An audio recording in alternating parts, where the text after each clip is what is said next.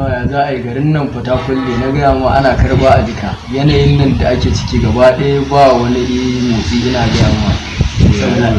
ya rayu ne ai shi ne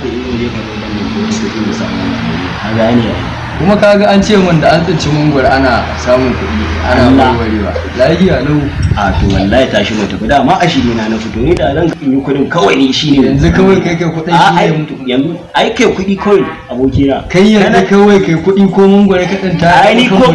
ko zan zama mangwaron ma ni inda zan yi kuɗin ma inda zan yi kuɗin zama mangwaron ma daga bai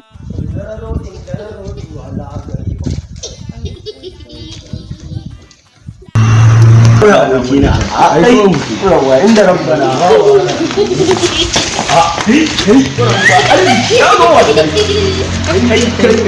a wakila arziki salamu alaikum kuma nunan ne da kai wannan ai mu shikenan mu da mu ta samu talauci bai shikenan mu zauna mu kaga shi ko wayo hanci na wayo ubangiji yake tsa kai to yi na ji mangwaron nan kamar magana yake wayo kai kotun wayo kai